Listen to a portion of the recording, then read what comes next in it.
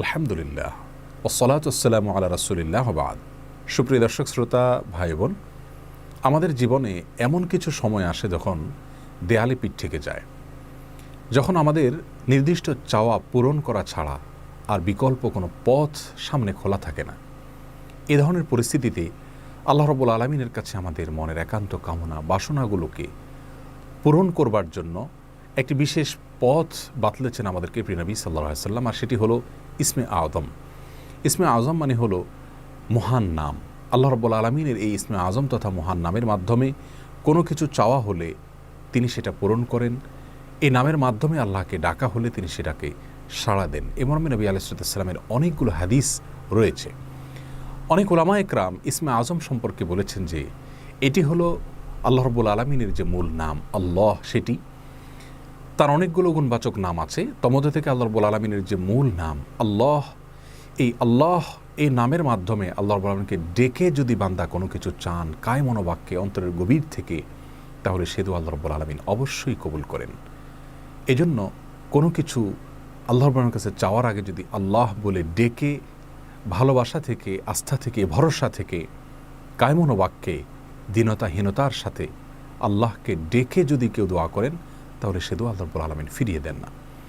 ইসমে আযম সম্পর্কে আরও নির্দিষ্ট করে আমরা নবী আলাইহিস সালামের যে হাদিসটি দেখতে পাই, সেটি তিরমিজিতে বর্ণিত হয়েছে, আরও বিভিন্ন হাদিসের কিতাবে বর্ণিত হয়েছে। সে হাদিস সম্পর্কে বিশ্ববিখ্যাত হাদিসবিদ হাফিজ ইবনে হাজার আল আসকালানী রাহিমাহুল্লাহ ফাতহুল বারীতে লিখেছেন যে ইসমে আযম সম্পর্কে সবচেয়ে বিশুদ্ধতম হাদিস হলো এটি। আর সেটি হলো এই যে বুরায়দা রাদিয়াল্লাহু আনহু বর্ণনা করেছেন, এক ব্যক্তি নামাজের মধ্যে একবার কিছু বাক্য বলে উঠলেন। নবী সাল্লাল্লাহু আলাইহি সাল্লাম তার কথাগুলো শুনলেন। তিনি বলে উঠলেন, আল্লাহুম্মা ইন্নী আসআলুকা বিআন্নী আশহাদু আন্নাকা আনতাল্লাহ লা ইলাহা ইল্লা আনত আল আহাদুস সামাদ আল্লাযী লাম ইয়ালিদ ওয়া লাম ইউলাদ ওয়া লাম ইয়াকুল লাহু কুফুয়ান আহাদ। তার মুখে এই বাক্যগুলো শুনে নবী আলাইহিস সালাম বলেছেন, নিশ্চয়ই এই লোকটি ইসমে আযম পাঠ করেছে। ইসমে আযমের মাধ্যমে আল্লাহ রাব্বুল আলামিনের কাছে কোনো কিছু চাওয়া হলে তিনি সেটা ফিরিয়ে দেন না। এর মাধ্যমে আল্লাহকে ডাকলে তিনি অবশ্যই তাতে সাড়া দেন। এই হাদিসের ভিত্তিতে অনেক মুহাদ্দিসিন ইকরাম বলেছেন এটি হলো সেই দোয়া যেটাকে ইসমে আযম বলা হয়, যার মাধ্যমে এটি পাঠ করার পর আল্লাহর কাছে কোনো কিছু পেশ করলে সেটাকে অবশ্যই আল্লাহ তাআলা পূরণ করেন। মনের যে কোনো ভালো আশা আল্লাহ তাআলা পূরণ করে থাকেন।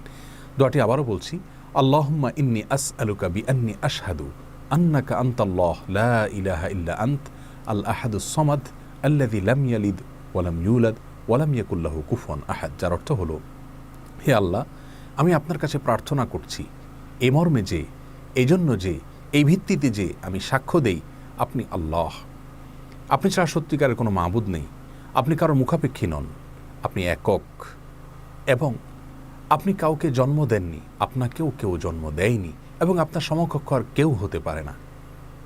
এই বাক্যগুলো পাঠ করে আল্লাহর বড়ের কাছে কোনো চাওয়া পেশ করলে তিনি অবশ্যই সেটি পূরণ করেন। কেউ যদি অত্যন্ত সংক্ষেপে ইসমে আযমের মাধ্যমে দোয়া করতে চান, তাহলে তিনি আল্লাহ রাব্বুল আলামিনের প্রতি আন্তরিকতা, ভালোবাসা, শ্রদ্ধা, বিশ্বাস, ভক্তি এবং ভরসা রেখে আল্লাহকে ডেকে ডেকে মায়ার সাথে, মমতার সাথে, আল্লাহর অনুগ্রহগুলোর কথা স্মরণ করে আল্লাহকে ডেকে ডেকে তার মনের চাওয়াগুলো পূরণ করবেন।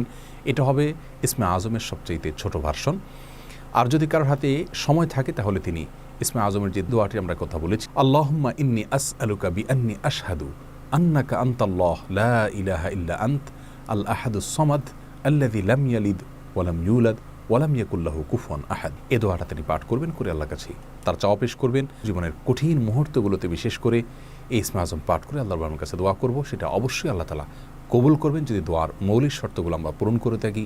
হালাল বক্ষণ করা, কায় মনোবাক্যে দোয়া করা এবং দোয়ার ক্ষেত্রে আন্তরিকতা এবং ঐকান্তিকতা থাকা, এই বিষয়গুলোকে যদি খেয়াল করে আমরা দোয়া করি, ইনশাআল্লাহ বিইذনিল্লাহ আল্লাহ তাআলা আমাদের সে দোয়া পূরণ করবেন।